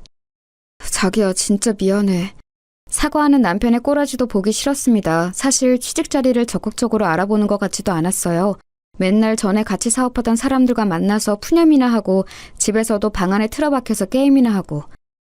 당신이 알아서 정리해. 나 이런 소리까지 들어가면서 당신이랑 살 이유 없어. 그렇게 말하고는 시댁을 나왔습니다. 그리고는 한참 뒤 남편이 돌아와서 자기가 어머니께 잘 말했다고 이제 그런 말은 안 하실 거라며 정말 싹싹 빌더군요. 내일부터는 진짜 취직 자리도 열심히 알아보고 내가 진짜 잘할게. 자기야, 너무너무 미안해. 차마 망했다는 말을 하지 못했다며 저에게 한 번만 봐달라고 싹싹 비는 남편을 보며 정말 등신같이 한 번 더 참아주기로 했습니다. 제가 생각해도 제가 미련하고 등신 같았지만 이제 겨우 4살이 된 아이를 보면서 참았어요. 아버지 없는 아이로 만들고 싶지는 않았거든요. 그렇게 또 얼마간의 시간이 흘렀습니다. 말을 잘 했는지 시어머니는 더 이상 그 일을 말하지 않았어요. 아니, 정확하게는 저를 부르지 않았습니다. 저도 시어머니가 부르지 않으며 딱히 찾아가지 않았기 때문에 서로 얼굴을 안 보고 지냈다는 말이 더 맞는 말이겠죠. 그러다 보지 않을 수 없는 날이 왔어요. 바로 시어머님의 생신이었습니다. 물론 무리가 되긴 했지만 현금 100만 원을 준비해서 갔어요. 괜히 안 들어도 될 말 듣기도 싫었고 이 정도면 괜찮겠지 싶었습니다. 그런데 아니었더군요. 옆집 팔매는 이번 생일에 명품 가방을 받았다는데. 지난번처럼 크게 뭐라고 한 건 아니었지만 궁시렁궁시렁 거리더군요. 그 정도야 뭐 참을 수 있다 생각했습니다. 지난번엔 거지 같은 년이라는 소리도 들었는데 말이죠. 얼굴에 봉투도 맞고. 집안일이라도 해라. 경제적으로 남편이나 집안에 도움이 안 되면 그런 거라도 열심히 해야 하지 않겠니? 그날 모든 생일상을 차리고 치우는 일을 제가 혼자 해야 했습니다. 원래는 도와주는 척이라도 하던 시누이조차도 그냥 앉아서 받아먹기만 하더군요. 하루에 10시간 이상을 인형만 붙잡고 있어서 손목이 시려웠지만 진짜 꾹 참았습니다. 하지만 손목이 너무 아팠어요. 쨍그랑 들고 가던 그릇을 놓쳐서 깨먹는 일이 생겼습니다. 제가요. 기다렸다는 듯 폭력에 가까운 잔소리들이 시작되더군요. 너는 진짜 제대로 할 줄 아는 게 도대체 뭐니? 생일날 그릇을 깨? 재수없게? 엄마, 그만하세요. 마음에 안 든다 하니까 마음에 안 드는 짓만 골라서 하잖아. 엄마, 이서방 앞에서 창피하게 그만해. 그제야 자기 사위 눈치를 보며 그만두더라고요. 그러면서도 틈만 나면 저를 흘겨봤습니다. 그리고 그 이후로 정말 엄청난 시집살이가 시작됐어요. 경제력에 도움이 안 되면 집안일이라도 열심히 해야 하지 않겠니? 라는 말은 그냥 했던 말이 아니었던 겁니다. 그 뒤로 틈만 나면 저를 불러다 집안일을 시키더군요. 처음 몇 번은 참고 가서 했습니다. 하지만 그 이후에는 참고 아니고를 떠나 시간이 되질 않았어요. 인형 주문이 점점 더 많아졌거든요. 안 그래도 방 안에 틀어박혀서 하루 종일 게임이나 하는 남편도 너무 꼴보기 싫었는데 시어머니까지 쌍으로 저러니까 정말 당장이라도 짐 싸서 집을 나가고 싶었습니다. 하지만 거의 초인적인 힘으로 그런 마음을 참아가고 있었어요. 그러던 중에 이혼만은 하지 않겠다던 제 아내 결심을 단번에 뒤지는 사건이 또 일어나고야 맙니다. 시어머니가 일을 하라고 불렀고 저는 가지 않았어요. 그랬더니 전화가 오더라고요. 당장 집으로 오지 않고 뭐하니? 와서 일 좀 도우라고 내가 말했잖니. 요즘에 애비가 돈을 못 벌어와서 제가 아르바이트 같은 걸 하고 있거든요. 그래서 도저히 갈 수가 없어요. 잠시 정적이 흘렀습니다. 지금 돈 번다고 시어머니한테 유세 부리는 거야? 일을 못 뺀다는 말씀을 드리는 거예요. 그런 알바에서 몇 푼이나 번다고 유세는 유세야. 당장 못 와? 내가 집으로 찾아가리? 어? 더 이상 참을 수가 없겠더라고요. 방에서 여전히 게임을 하는 중인지 남편이 욕하는 소리가 들려왔습니다. 그 순간이었던 것 같아요. 이 집구석을 반드시 탈출해야겠다고 생각하게 된 게 말입니다. 지금 갈게요. 오늘 결론을 지어야겠다 결심하고 전화를 끊었어요. 그리고는 게임을 하고 있는 남편 방으로 들어가 코드를 뽑았습니다. 아! 지금 뭐하는 짓이야? 이거 다 이긴 게임인데 당신 미쳤어? 미친 건 내가 아니라 너지. 당장 나 따라와. 제가 험악한 표정으로 정색하며 말하자 움찔하더군요. 어딜 가는데? 니네 집 가니까 당장 따라 나와. 죽고 싶지 않으면. 그리고는 남편을 데리고 시댁으로 향했습니다. 갔더니 시누이가 와 있더라고요. 언니, 왜 이렇게 늦게 와요? 이서방 오기 전까지 저녁 다 차려야 하는데 1시간도 안 남았어요. 꼴에 일을 한다고 시위하는 거지. 빨리 부엌 안 들어가고 뭐해? 그렇게 말하는 시어머니와 시누이를 한번 쓱 보고는 거실 소파에 앉았어요. 너 뭐하니? 일하라니까? 할 이야기 있으니까 여기 다들 앉으세요. 당신도 앉아. 남편을 보고 말했습니다. 남편이 눈치를 살피더니 제 앞에 앉더군요. 너 지금 무슨... 앉으시라고요. 저 이야기 시작도 안 했어요. 제가 정색을 하며 그렇게 말하니 뭐라 중얼거리며 앉긴 앉더군요. 이런 제 모습은 생전 처음 봤겠죠. 고분고분 말을 잘 듣는 며느리였으니까요. 그래, 앉았다. 어디서 버릇없이 어른을 앉으란 말아. 저 이 사람이랑 이혼하려고요. 그 말에 남편이 놀라서 저를 보더군요. 시어머니와 시누이도 마찬가지였고요. 자기야, 아무리 화가 나도 그렇지 이혼이라니. 그런 말을 이렇게 함부로 하면 어떡해. 함부로? 내가 그냥 하는 말 같아? 그리고 나 생각 많이 하고 내린 결정이야. 이혼해. 이 년이 지금 어른 앞에서 지 일 좀 시켰다고 남편한테 이혼한다 만다 소리를 하면서 협박하는 거야? 어? 뭐 이런 게 다 있어? 언니, 문제가 있으면 둘이서 해결하지. 여기서 이러는 거 좀 아닌 것 같네요. 왜 아니에요?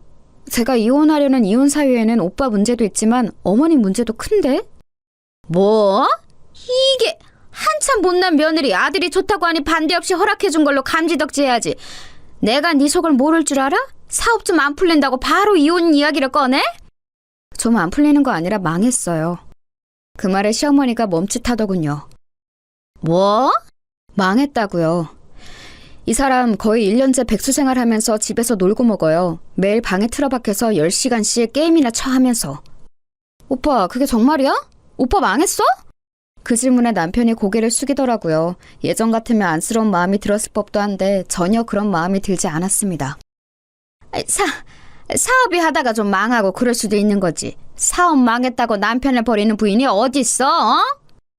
사업 망했다고 버리는 거 아니고요. 망한 건 1년 전인데 여태 제가 인형 만들어다 팔면서 생활비로 쓰고 대출 받은 거 갚고 그래왔거든요.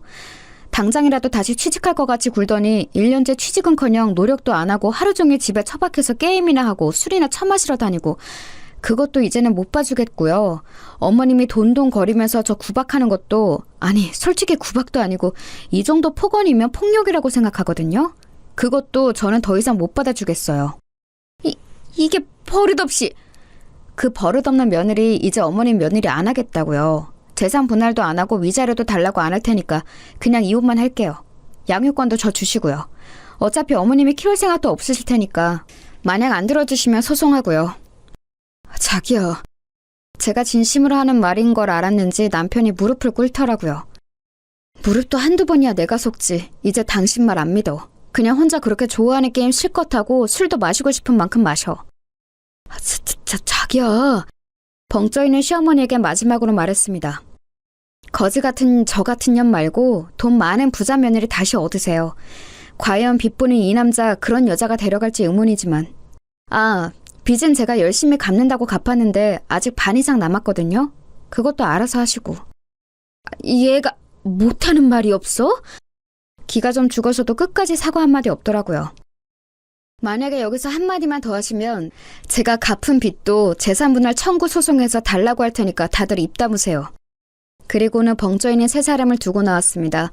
집으로 오자마자 짐을 싸서 친정으로 갔어요. 그 사이에 온 남편이 바지가랑이를 붙잡았지만 이미 있는 정 없는 정 다 떨어져서 다시 생각할 마음이 들지도 않았습니다. 집으로 와서 그간 있었던 일을 말했어요. 저희 부모님 두 분 다 이혼하라고 노발대발 하시더라고요. 남편은 바로 전화와 문자를 엄청 보내댔습니다. 하지만 정말 있는 정 없는 정이 다 떨어져서 정말 꼴보기도 싫었어요. 그리고 시어머니는 한동안 연락이 없더군요. 그리고 며칠 뒤 전화가 왔습니다. 남편 전화는 다 무시하긴 했지만 시어머니는 어른이기도 했고 또 무엇보다 무슨 이야기를 할지가 너무 궁금해서 받았어요. 여보세요? 아무리 그래도 그러고 나가면 어떡하니? 목소리가 그전에 비해 훨씬 누그러져 있더군요. 아니 본인의 화를 참고 있는지도 모를 일이었지만 일단은 그랬습니다. 욱해서 나온 거 아니고 저도 계속 고민하고 있던 일이었어요. 내가 잘못했으니까 일단 집에는 들어오거라. 어머님이 사과하신다고 한 번에 이해하고 들어갈 거였으면 나오지도 않았어요. 어른이 이렇게 먼저 연락해서 사과하는데 한 번은 들은 척이라도 해야지 않겠니? 어머님 진심으로 사과하시는 것도 아니잖아요. 제가 어머님을 한 해 두 해 본 것도 아니고 저는 들어갈 생각 없고 애비랑 살 생각도 없으니까 그 부분은 포기하세요. 또 승질이 났는지 화를 내려더군요. 그리고는 곧 옆에서 신우이가 말리는 듯한 소리가 작게 들렸습니다. 역시나였어요. 잘못한 걸 알긴 개뿔. 그래도 다시 생각해보렴. 앞으로는 절대 이런 일 없도록 하마. 제가 그냥 나온 줄 아시나 본데 아니에요. 저는 절대 다시 안 들어가니까 어머님은 돈 많은 새며느리 다시 보세요. 끊을게요. 하고 전화를 뚝 끊었습니다. 보나마나 끊긴 전화기를 들고 저를 향해 욕이란 욕은 다 하고 있을 게 뻔했어요. 그리고 그날 저녁 남편이 찾아왔습니다. 자기야, 진짜 잘못했어. 나 자기 없으면 안 되는 거 알잖아. 진짜 취직할게. 안 그래도 나 오늘 전에 같이 일하던 사람들한테 다 연락했어. 자리 있으면 꼭 연락달라고. 그리고 어머니도 다시는 자기 안 건든다고 했어. 그 말이 믿기지도 않을 뿐더러 나는 이미 당신과 당신 가족에게 있는 정 없는 정 다 떨어져서 꼴도 보기 싫어. 얼굴 보고 있다는 것 자체가 고통이라고. 내 마음은 변할 일 없으니까 당신도 그만하고 이제 돌아가. 진짜 잘할게. 믿어줘. 내가 한두 번 속니? 그리고 이제 진짜 정말 잘한데도 내가 싫다고. 내 말 못 알아들어? 자기야. 진짜 소송에서 없는 재산도 뜯어내기 전에 그만 가라. 어? 그렇게까지 했는데도 남편은 계속 징징거리더군요. 정말 꼴도 보기 싫어서 경찰에 신고라도 해야 하나 하던 차에 아빠가 나왔어요. 험악한 인상을 하시고서 말이죠. 자네 안 돌아가나? 장인어른 그게 아니고 내 딸이 그만큼 고생했으면 됐지.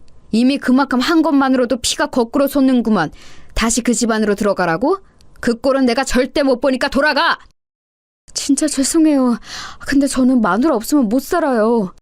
그럼 죽어! 안 가면 당장 경찰 부를 테니까 그런 줄 알아! 그리고는 저를 데리고 집 안으로 들어오셨어요. 절대 넘어가면 안 된다. 절대 안 넘어가요. 남편은 문 앞에서 한동안 서성이는 것 같더니 집으로 다시 돌아갔더라고요. 정말 끝까지 찌질하게 나오는구나 했습니다. 시어머니가 저한테 그렇게 했어도 저 인간만 정신 똑바로 차리고 살았으면 저도 이렇게까지 하진 않았던 거예요. 하지만 저 인간도 제가 이혼을 결심하게 된 이유 중 큰 부분이었습니다.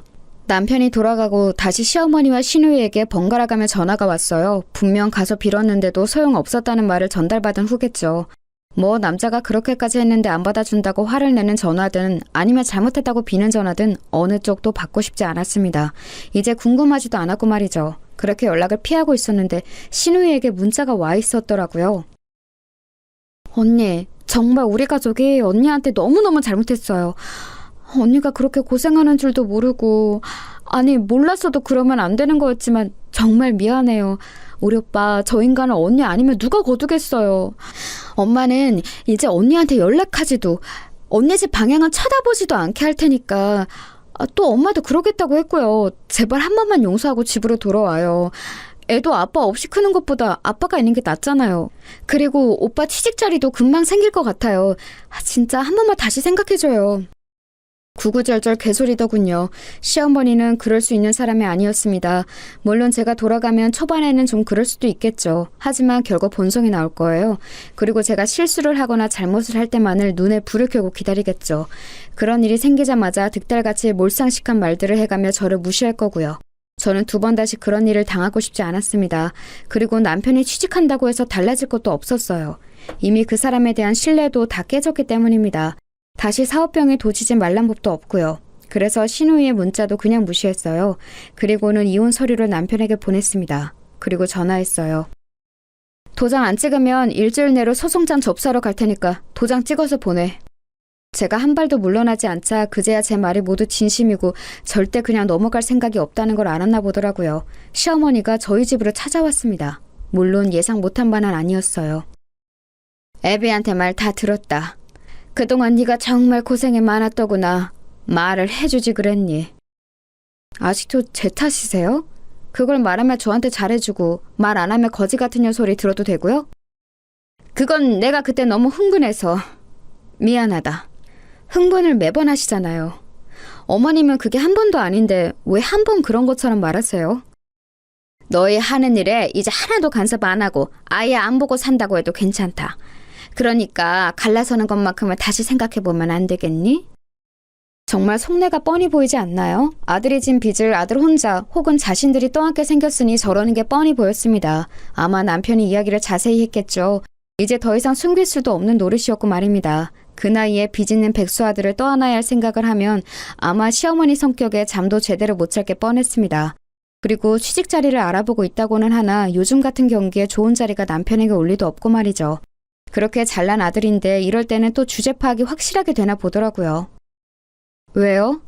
저같이 가진 거 없고 모자라고 거지 같은 며느리 내보내고 어머님이 원하시는 학벌도 좋고 돈도 많은 며느리 들이세요. 저는 그 집구석에서 정이란 정은 다 떨어지다 못해 그쪽 방향은 쳐다보고 싶지도 않으니까 그만 돌아가시고요. 내가 너무 미안하다, 아가. 처음 들어보는 단어였어요. 아가. 진짜 비웃음이 나왔습니다. 어머니가 이러셔도 진짜 소용없어요. 왜 이러시는지 알겠는데 전 정말 돌아갈 마음이 눈꼽만큼도 없어요. 더 이상 밤낮 없이 일하면서 그 인간 빚 갚아주고 싶지도 않고 지 부인은 밤을 새가면서 인형 만드는데 방 안에서 욕이나 해대며 게임하는 한심한 꼴 생각만 해도 치가 떨려요. 그러면서 자기 아들 잘났다고 며느리 무시하는 몰상식한 시어머니가 있는 그 집안으로 다시 안 돌아가니까 포기하고 그만 돌아가세요. 그러자 무릎을 꿇더군요. 그건 좀 예상 밖이긴 했습니다. 정말 미안하다, 아가. 진짜 다시는 그런 일 없도록 하마. 네가 우리 집 복인 것도 모르고 애비는 내가 혼쭐을 냈다. 그만 돌아가자, 어? 자꾸 이러시면 재산분할 소송도 겁니다, 저. 그러면 제가 갚았던 빚까지 토해내야 하는 거 아시죠? 그렇게 말하니 눈빛이 변하더군요. 그리고 자리에서 슬쩍 일어나더니 좀 전보다 날이 선 말투로 물었습니다. 역시 그런 사람이었어요. 진짜 안 돌아갈 거니? 네. 애 딸린 이혼녀가 다시 시집을 갈 수 있는 것도 아니고 혼자서 뭘 어떻게 먹고 살겠다고 이렇게 무모하게 구는 거니? 아직 애비한테 다 못 들으셨나 본데 제가 인형 만들어서 버는 돈이 애비가 저한테 가져다 준 월급보다 많거든요. 혼자서 충분히 애 키우면서 살 수 있는 돈이고 이제 결혼을 질려서 다시 하고 싶은 마음도 없어요. 그니까 제발 좀 돌아가세요. 제가 제 밥벌이는 충분히 하고도 남는다는 말에 놀란 듯 표정이 잠시 변하더군요. 그 인형 쪼가리 팔아서 그렇게 돈이 된다고? 네, 그러니까 제 밥벌이는 걱정하지 마시고 돌아가세요. 적어도 지금 애비보단 훨씬 잘 먹고 잘 살 수 있으니까. 시어머니는 가지 않고 계속 뭔가 말하려는 듯 했지만 외출을 했다 돌아오신 저희 엄마와 마주치는 바람에 돌아가야 했습니다. 저희 엄마가 화를 엄청 내셨거든요. 그동안의 울분을 다 토해내셨어요. 내 딸이 그런 소리를 들어가며 그 집구석에 있었을 생각만 하면 제가 자다가도 벌떡 깨니까 험한 걸 보기 전에 돌아가세요. 그렇게 돌아간 시어머니는 아마 제 인형을 좀 찾아본 모양입니다. 그리고는 생각보다 인기가 많다는 사실에 놀라던 것 같더라고요. 그날 이후로 정말 매일매일 전화와 문자가 왔습니다. 아가야, 내가 정말 미안했다. 다시 한번 생각해봐. 너 아니면 저런 모자란 애비 누가 걷어주겠니? 내가 정말 잘하마. 여보, 진짜 이혼할 건 아니지? 돌아올 거지? 번갈아 가면서 오는 연락에 정말이지 진절머리가 나더군요. 태도가 이렇게 싹 바뀔 수 있다는 것도 말입니다. 결국 경고한 일주일이 지나서도 도장 찍힌 이혼 서류는 받을 수 없었어요. 그래서 변호사를 찾아갔습니다. 그리고는 이혼 소송을 준비했어요. 그런데 그 사람들은 제가 조용하니까 이혼을 안 하려나 보다 생각한 모양이더라고요. 자기야, 일단 집으로 들어와. 같이 살 거면 얼굴은 봐야지. 아가, 이혼 안 할 거지? 그 사이에 저는 조용히 소송을 준비했습니다. 알아보니 소송 사유가 되고 또 남더라고요. 시어머니가 저한테 한 폭언들은 증명은 할 수는 없다고 쳐도 사업을 말아먹은 남편이 1년 가까운 시간 동안 아무것도 하지 않고 방 안에 틀어박혀서 게임만 한 것만으로도 충분하다고요. 아, 그리고 사실 폭언은 문자라도 증거들이 좀 남아있기도 했고 말입니다. 소장을 작성하고 집으로 날아간 것 같았습니다. 그날 바로 득달같이 달려올 줄 알았는데 며칠간은 조용했어요. 나중에 보니 아마 그 사이에 변호사를 만나러 간 것 같았습니다. 이게 진짜 이혼 사유가 되는지, 된다면 정말 재산 분할을 해서 제가 갚은 빚도 일정 부분 돌려줘야 하는 건지 같은 것들 말입니다. 많지는 않지만 조금은 돌려받을 수 있는 것 같더라고요. 그리고 소송을 하면 그쪽이나 저나 변호사 비용이 들 테니까 지금 사정이 어려운 남편 쪽에서는 쉽게 변호사를 쓰거나 하진 않을 듯 보이긴 했습니다. 아니나 다를까 좀 알아보고 자기네들이 불리한 걸 알았는지 전화가 왔어요. 진짜 이혼하려는 거야? 그럼 내가 여태 장난하는 줄 알았어? 꼭 진짜 해야겠어? 애 생각은 안 해? 헐씨구, 애 생각한 양반이 1년 가까이 방 안에서 안 나오고 게임이나 처하셨어요? 이제 와서 애 생각? 지나가던 개가 웃겠다. 어? 당신 이렇게 잔인한 사람이었어? 당신이 지금 나 이렇게 버리면 나는 다시 못 일어날 수도 있는데! 이제는 협박을 하더라고요. 정말이지 기가 찼고 절대 돌아가서는 안 되겠다는 생각만 점점 강해졌습니다. 당신은 그전에도 못 일어섰잖아. 너 어제도 게임했지? 내가 모를 줄 알았냐? 사실 어제도 신용카드를 긁었다고 문자가 왔었거든요. 게임에 등록되어 있는 카드가 제 카드였는데 그걸 깜빡 잊은 것 같더라고요. 당황한 기색이 전화기 너머서도 느껴졌습니다. 아니, 그건 그 신용카드 어제 그 결제 문자 받은 뒤로 바로 해지했으니까 앞으로는 네 카드로 긁어. 그리고 그냥 끝이야 넌. 알아? 그리고는 전화를 끊었습니다. 정말 등신 같지 않나요? 그걸 또 처할 생각을 한 것도 한 거니와 제 카드가 등록되어 있는 것도 있고 결제를 하다니요. 진짜 한숨도 안 나왔어요. 그리고 며칠 뒤 변호사에게 전화가 왔습니다. 남편 쪽에서 합의 이혼을 바란다고요. 그래서 그 자리에 나갔어요. 저도 웬만하면 소송까지 가고 싶은 생각은 없었거든요. 네가 이렇게 독한 애인 줄 몰랐다. 제가 독한 게 아니라 저를 이렇게 만든 게 어머님이랑 어머님 아들이죠. 어떻게 어른이 이렇게까지 하는데 한 번도 다시 생각해줄 생각은 안 하니? 그건 그동안 어머님이 저한테 잘 해주셨을 때 이야기죠. 제가 어머님을 모르는 것도 아닌데 그런 어머님의 말이 저한테 먹힐 거라고 생각하세요? 2년이 참아주니까! 결국 본색이 나오더라고요. 그 모습을 가만 보던 변호사님이 한마디 거들었습니다. 합의하러 오신 거 아니에요?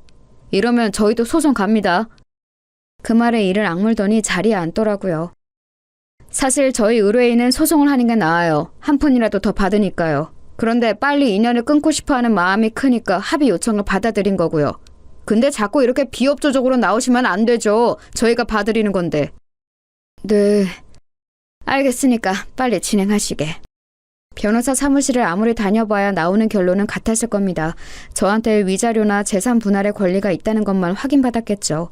재산 분할과 위자료를 받지 않는 대신 양육권은 제가 가져오는 것으로 합의를 했습니다. 그 와중에 양육비에 대한 이야기도 하길래 단호하게 이야기했어요.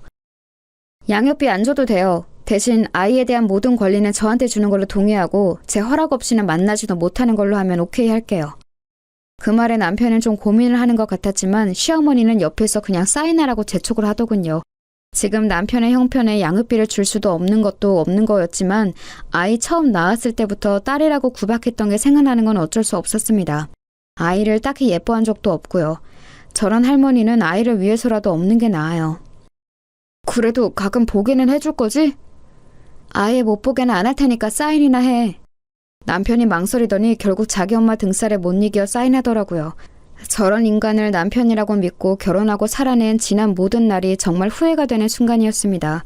그리고 동시에 홀가분하기도 했어요. 그렇게 합의 이혼을 했습니다. 그 집안과는 완전히 끝났어요. 모든 게 끝나고 나오는 길에 시어머니가 저에게 했던 말이 아직도 생각이 나네요. 너보다 100만 배는 나은 새 며느리 드릴 테니까 두고 봐. 꼭 그러세요. 자기 아들은 금방 다시 재기할 거고 저보다 훨씬 나은 며느리를 볼 거라는 그 악에 바친 다짐을 들으며 돌아섰어요.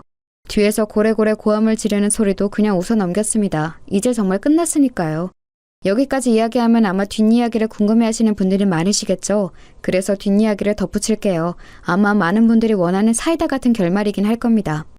남편은 예상대로 제대로 된 취직 자리를 알아보지 못했어요. 여기저기 작은 회사들을 조금 다니다 잘리거나 그만뒀다고 하더군요. 사업을 했던 시기를 아직도 잊지 못하고 회사 생활에 적응을 못하는 것 같았습니다. 결국 집을 팔았다고 들었어요. 저희가 살던 그 집을 팔아 빚을 다 정리하고 지금은 시댁에 들어가서 살고 있다고 하더군요. 밤새 게임만 하는 아들을 보며 제 속 터지는 심정을 그대로 겪고 있을 시어머니를 생각하니 정말 고소했습니다. 그리고 제 인형은 입소문이 점점 더 더해져서 이제는 함께 동업해서 사업을 하자는 사람이 생길 만큼 사이즈가 커졌어요. 사업에 대한 편견 때문에 아직 본격적으로 시작하지는 않았지만 말입니다. 이미 혼자서는 감당이 안 되는지라 조만간 뭐든 해야 할 것 같긴 합니다. 벌이도 괜찮고 아이도 잘 크고 있어요. 그리고 시어머니와 남편은 제가 어떻게 사는지 뭘 하는지 틈틈이 알아보고 관심을 가지고 있는 것 같더라고요.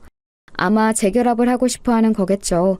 시어머니는 골칫덩이 아들 다시 치워야 하니까 그런 거겠고요. 한 번은 시누이가 찾아와서 재결합 생각 없냐고 슬쩍 떠보길래 만나는 사람이 있다는 거짓말을 했습니다. 그날 저녁에 바로 남편에게 전화가 왔었어요. 당신 진짜 만나는 사람 있어? 그게 너랑 무슨 상관이야? 내가 만나는 사람이 있건 말건? 결혼 다시 할 생각 없다고 그랬잖아. 그때는 없었지. 지금은 좋은 사람이 있으면 할 건데? 진짜 결혼까지 생각하는 사람이 있다는 말이야?